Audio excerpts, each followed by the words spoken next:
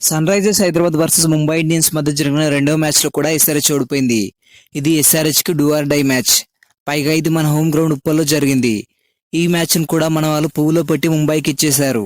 ముఖ్యంగా ఈ మ్యాచ్ లో ఇషాన్ కిషన్ చేసిన పనికి అందరూ ఘోరంగా మండిపోతున్నారు.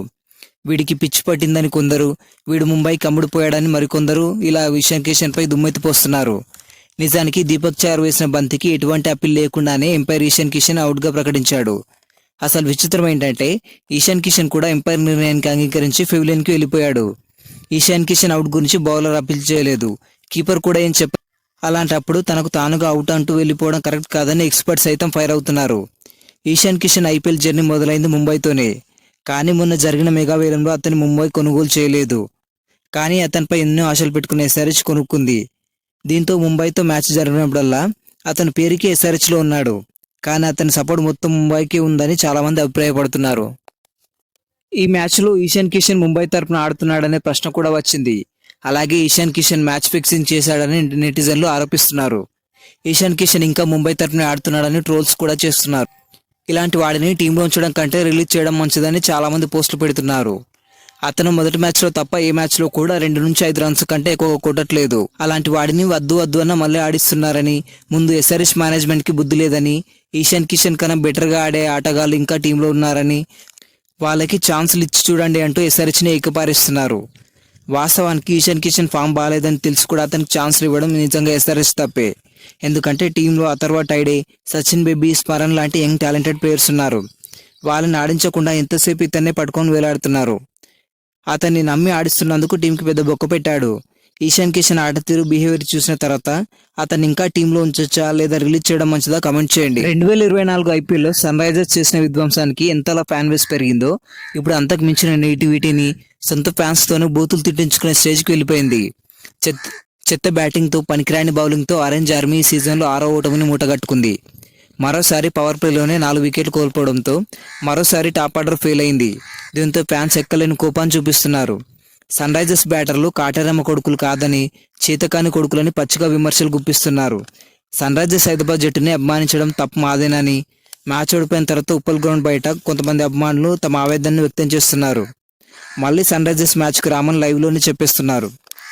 ఐపీఎల్లోని వేరే జట్ల అభిమానులు ఎస్ఆర్హెచ్ ఫ్యాన్స్ అయినందుకు మమ్మల్ని ఎగతాళి చేస్తున్నారని, అది మాకు చాలా అవమానకరంగా ఉందని ఎమోషనల్ అయిపోతున్నారు. ఏకంగా కొంతమంది అయితే ఇది మ్యాచ్ ఫిక్స్ అని కూడా అభిప్రాయపడుతున్నారు. గత సీజన్లో విధ్వంసకర బ్యాటింగ్తో రికార్డు స్కోర్ నమోదు చేయడంతో పాటు జట్టు ఫైనల్ కూడా చేరడంతో Travis Head, Abhishek Sharma, Klaasen, Nitish Kumar రెడ్డిలను ఫ్యాన్స్ ముద్దుగా కాటేరమ్మ కొడుకులని పేరు పెట్టుకున్నారు. ఈ సీజన్ లో మొదటి మ్యాచ్ లో ఈ నలుగురికి తోడుగా ఇషాన్ కిషన్ కూడా చెలరేగడంతో అతన్ని కూడా ఈ జాబితాలో చేర్చారు. కానీ ఆ తర్వాత మ్యాచ్ నుండి ఎవరూ రాణించకపోవడంతో, అలాగే ఈ ముంబైతో జరిగిన మ్యాచ్ లో కూడా ఏకంగా సింగిల్ డిజిట్ కి అందరూ పరిమితం కావడంతో అప్పుడు మెచ్చుకున్న అభిమానులు ఇప్పుడు బండ బూతులు తిడుతున్నారు. ఇప్పటి వరకు మన కాటేరమ్మ కొడుకులు ఎంత స్కోర్ చేశారో తెలుసా? ఈ సీజన్ లో ఎస్ఆర్హెచ్ దీంతో కలిపి 8 మ్యాచ్లు ఆడింది. ఇందులో ఎన్రిచ్ క్లాసెన్ ఒక హాఫ్ సెంచరీతో 281 పరుగులు చేసి ఎస్ఆర్హెచ్ లో టాప్ స్కోరర్ గా నిలిచాడు. ఇక రెండవ స్థానంలో ట్రావిస్ హెడ్ 2 హాఫ్ సెంచరీలతో 242 పరుగులు చేశాడు. ఇక మూడవ స్థానంలో అభిషేక్ శర్మ ఒక సెంచరీతో కలిపి 240 పరుగులు. ఇక ఇషాన్ కిషన్ ఒక సెంచరీతో కలిపి 139 పరుగులు చేయగా, నితీష్ కుమార్ రెడ్డి 132 పరుగులు చేశాడు. బలమే అనుకున్న బ్యాటింగ్ కూడా బలహీనంగా మారడంతో సన్ రైజర్స్ కి వరుస ఓటములు తప్పడం లేదు. ఈ మ్యాచ్ లో పవర్ ప్లేలోనే టాప్ ఆర్డర్ మొత్తం ఫెయిల్ అయినా ఎన్రిచ్ క్లాసెన్ మాత్రం అద్భుతంగా ఆడాడు. 100 పరుగులు కూడా చేయడం కష్టమైన సిచ్యువేషన్ లో వచ్చి 44 బంతుల్లో 2 సిక్సర్లు, 9 బౌండరీలతో 71 పరుగులు చేసి ఎస్ఆర్హెచ్ ఒక గౌరవప్రదమైన స్కోర్ చేయడంలో చాలానే కష్టపడ్డాడు. క్లాసెన్ కు ఈ సీజన్ లో ఒక హాఫ్ సెంచరీ కూడా లేదు.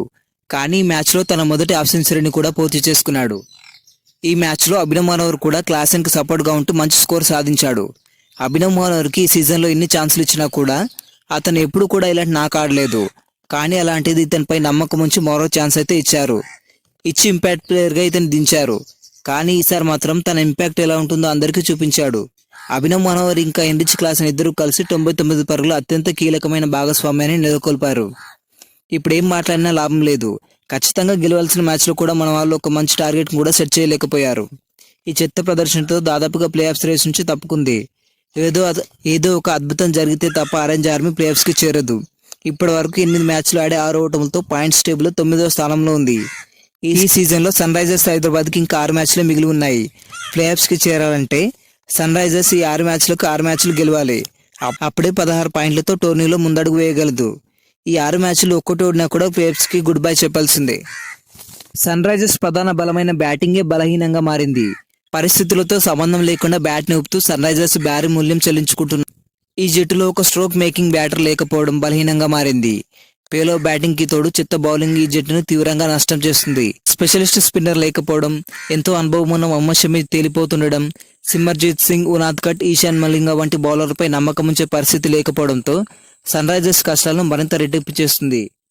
ముఖ్యంగా ఈ మ్యాచ్లో రోహిత్ శర్మ మరోసారి అద్భుతంగా ఆడి కేవలం 46 బంతుల్లోనే 70 పరుగులు చేసి హిట్ మ్యాన్ పవర్ ఏంటో మరోసారి అందరికీ పరిచయం చేశాడు. ఈ రన్స్తో ఏకంగా తన టీ20 కెరీర్లో 12,000 పరుగులు కంప్లీట్ చేసుకున్నాడు. మొదట్లో 2 మ్యాచ్లు ఓడిపోయి పాయింట్స్ టేబుల్లో చివరి స్థానంలో ఉన్న ఎంఐ టీం ఈ మ్యాచ్తో ఏకంగా 3వ స్థానానికి చేరింది. ఇలా ఆడతారు కాబట్టి వాళ్ళని చివరి వరకు ఎవరు ప్రెడిక్ట్ చేయలేకపోతారు. ముంబై ఇండియన్స్ ప్లే ఆఫ్కి చేరుతుందా లేదా కమెంట్ చేయండి. ఈ వీడియో మీకు నచ్చినట్లయితే లైక్ చేయండి. మరిన్ని అప్డేట్స్ కోసం మన ఛానల్ని సబ్స్క్రైబ్ చేసుకోండి.